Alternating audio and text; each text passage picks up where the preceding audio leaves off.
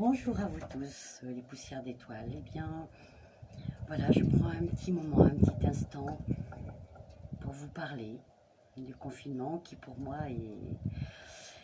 n'est pas un enfermement, n'est pas une solitude, mais plutôt une transition sur la vie.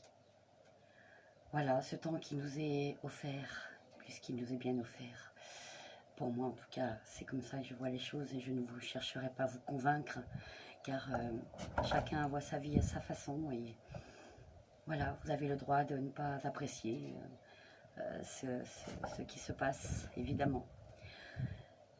Mais je vous invite quand même à réfléchir un petit peu, parce qu'effectivement, dans cette transition, on apprend à découvrir qui l'on est, découvrir avec qui l'on vit, nos situations.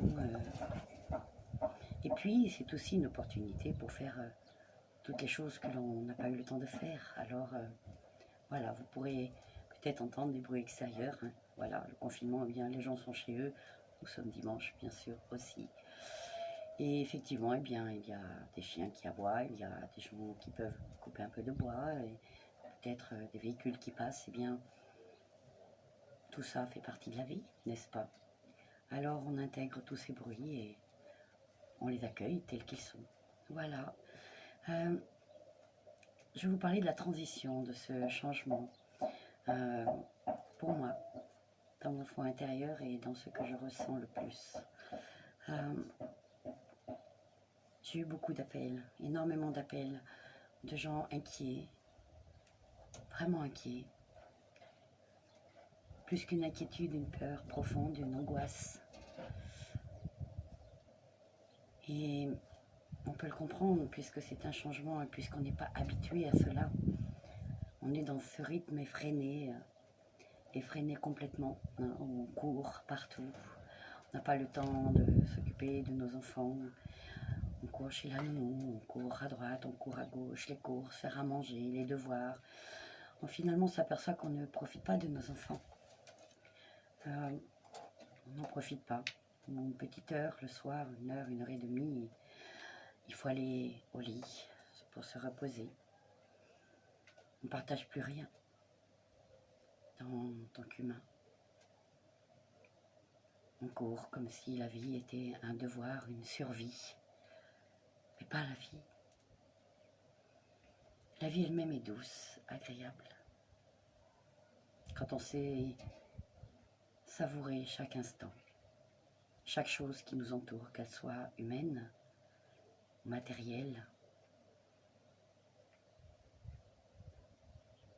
Prenez le temps de regarder vos enfants. Ils sont tellement merveilleux, ces petits bouts de chou. Ils sont magiques. Si vous les observez dans leur comportement, alors je parle des enfants les plus petits, puisque quand ils ont 8, 9, 10 ans, et après l'adolescence, ils deviennent ce que vous leur avez appris. Donc ils ont perdu cette innocence, cette sagesse. En les observant, vous verrez que parfois on leur achète beaucoup de choses pour avoir la paix. Parce qu'on ne sait pas être autoritaire, on n'a plus le temps, ou on n'a pas envie, on est trop fatigué. Eh bien, dans cette transition, on les gâte un peu. On privilégie l'important, la nourriture, le bien-être à la maison.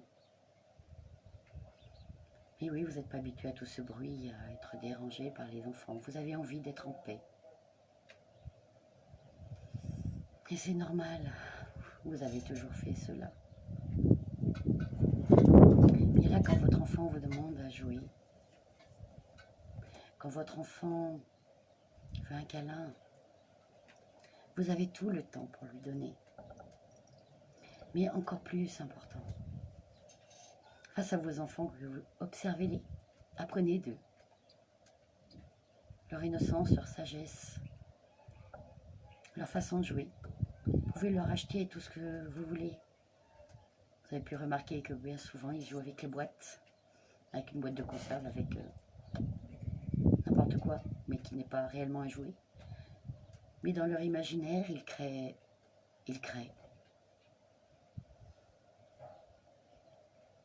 J'aime les enfants profondément. J'aime les observer parce qu'effectivement, ils sont là dans l'instant présent. Ils vivent là, ici et maintenant. Et si vous prenez le temps de les observer, et si vous prenez le temps de réfléchir à votre petite enfance,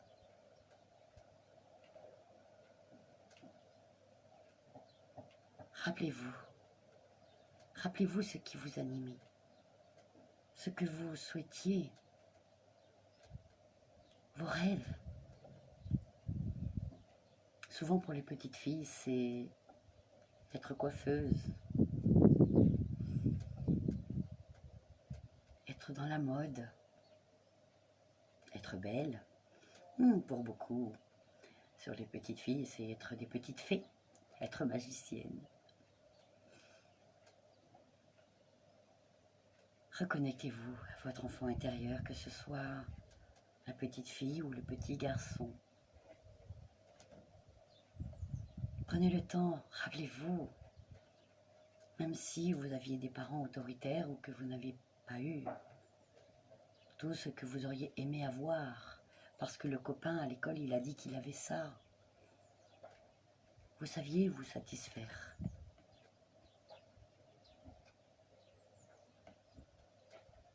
Alors redevenez créateur. Redevenez juste ce que vous étiez. Renouez vraiment avec cette petite chose minuscule et si intelligente, si belle, si pure. Renouez avec votre créativité. Aujourd'hui, dans cette transition, eh bien, pour moi, cela ne change pas beaucoup puisque je travaille à la maison. Mais je n'ai plus de rendez-vous puisque je me respecte et je respecte l'autre. C'est important. Eh bien, je me remets à créer. Je peins, je couds. J'aime beaucoup la couture. Cela faisait des années que je n'avais pas sorti ma machine à coudre. Eh bien, aujourd'hui, je refais tout mon appartement. Des coussins, des napperons, avec des morceaux de tissu que j'avais. Je n'ai pas acheté quoi que ce soit pour faire, puisque j'avais plein de petits bouts de choses avec lesquels on peut faire des petites choses. Oui, je couds, je fais plein de choses.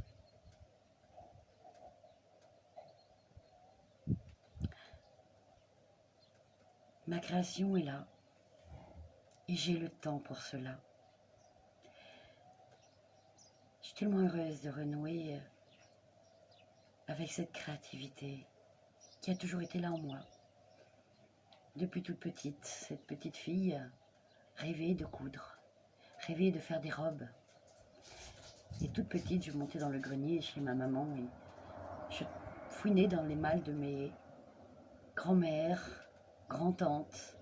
Je trouvais des pentilles, des choses en dentelle blanche, en broderie anglaise, puisqu'à l'époque, eh bien effectivement, cela fait très très longtemps. Et je créais des vêtements à mes poupées. À l'adolescence, j'ai voulu être couturière. Donc effectivement, j'ai commencé par la vente, le commerce.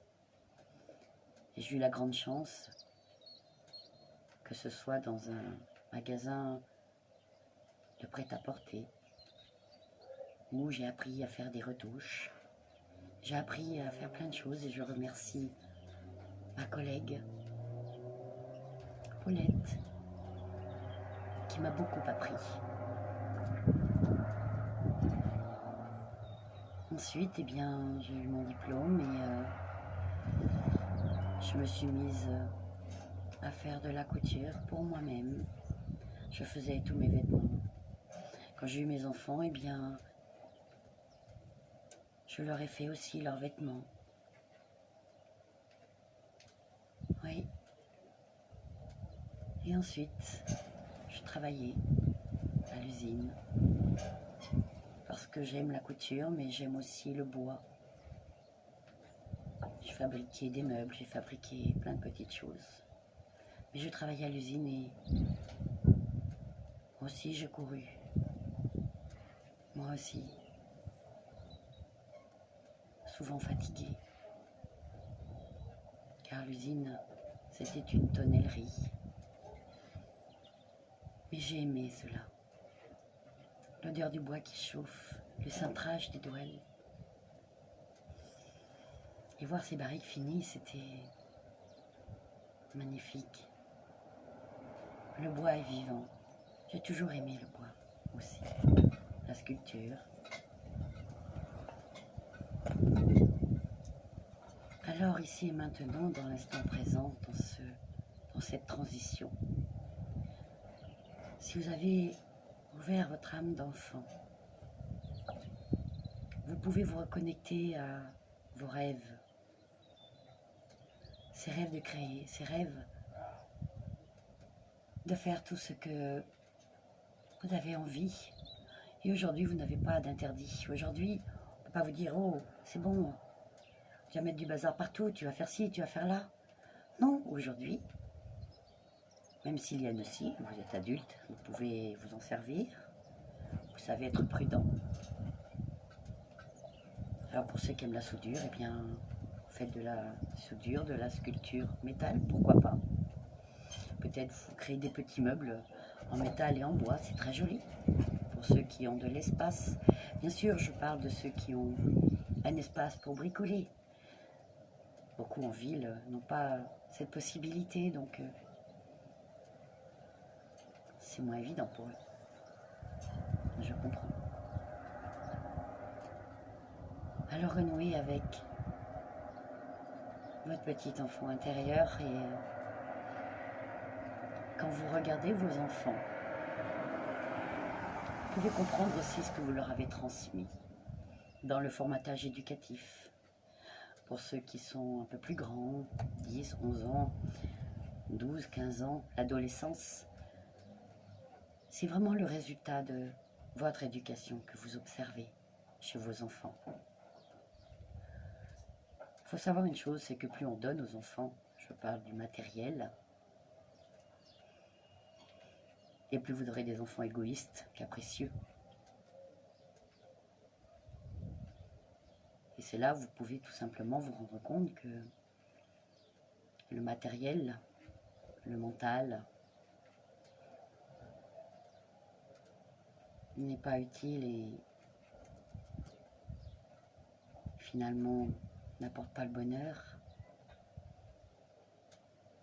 Le grand bonheur que vous pouvez vous accorder, c'est de vous aimer, descendre dans votre cœur. Aujourd'hui, dans cette transition, vous êtes face à vous-même, face à ceux avec qui vous habitez, pour ceux qui sont en couple, en famille. Mon conseil pour ceux qui sont seuls, parce que beaucoup sont seuls aussi, il ne faut pas l'oublier, eh bien c'est de se reconnecter à ses valeurs profondes. Plutôt que de tourner en rond, de s'ennuyer, d'avoir peur, de se dire mais finalement, là je suis là, qu'est-ce que j'aimerais faire? Qui je suis en fait? Qui suis-je en réalité? Suis-je vraiment cette personne qui tourne en rond ou est-ce qu'au fond de moi il y a une force, une grandeur, une beauté? Eh bien je vous confirme oui, en vous et en chacun de nous, sans exception,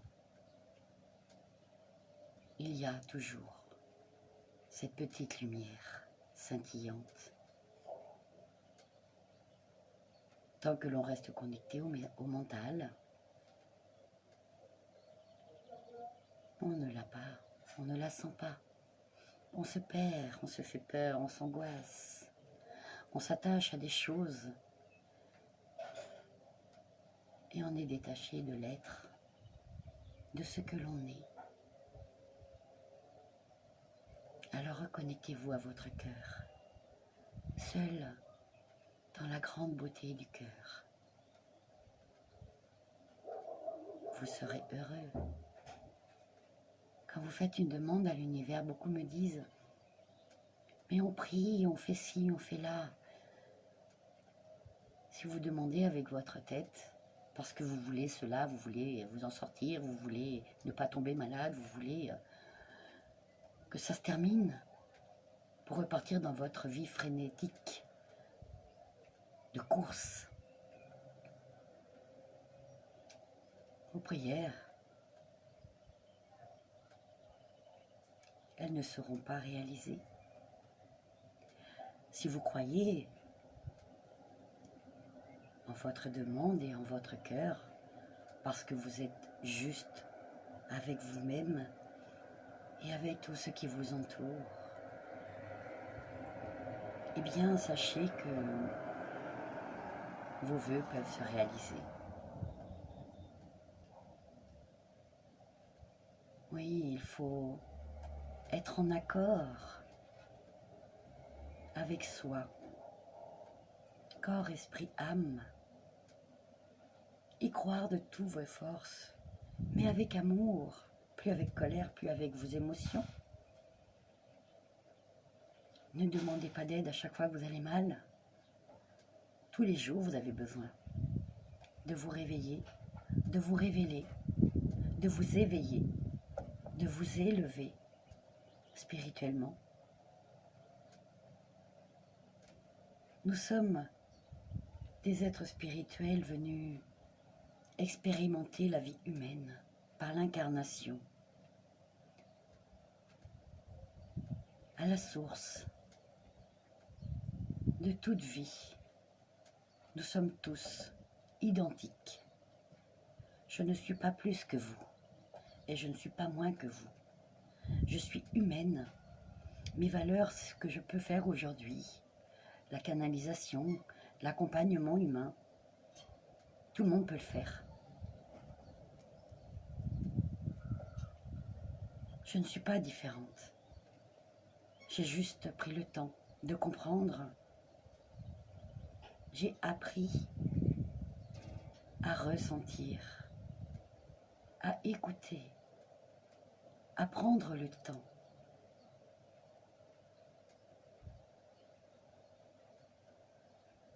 J'ai appris tout cela. Je ne suis pas différente. Je suis faite d'énergie tout comme vous. Je vibre tout comme vous. La différence, c'est que je le sais. Alors, cette transition est pour vous le réveil, pour un renouveau, pour une renaissance. Accueillez vraiment de toutes vos forces la vie elle-même.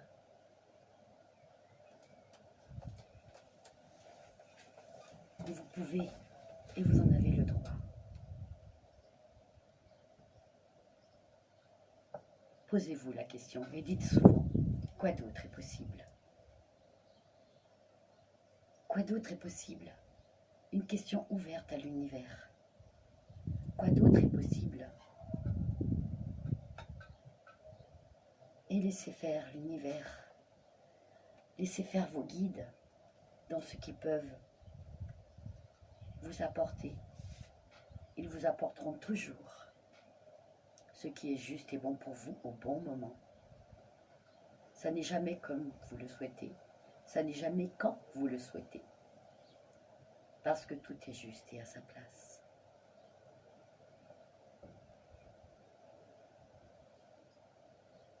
J'espère que ce petit message vous apportera une compréhension, petite aide pour être mieux. Et je vous dis Merci de cette écoute.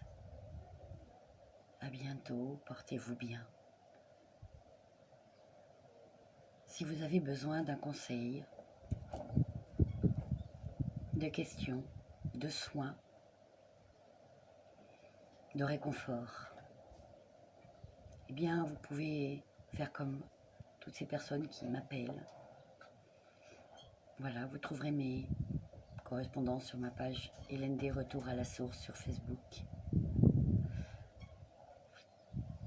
Même si je ne reçois pas chez moi, eh bien on peut toujours faire un travail à distance pour les douleurs, que ce soit des douleurs physiques, émotionnelles. Cela fonctionne merveilleusement bien. On peut le faire, il n'y a pas de mur, il n'y a pas de frontières. L'énergie est sans limite et ça fonctionne. Si c'est pour des conseils, eh bien, vous pouvez m'appeler, prendre rendez-vous. Pour le paiement, eh bien, c'est sur PayPal. Et ne vous inquiétez pas, il y a toujours des arrangements possibles pour ceux qui sont en difficulté.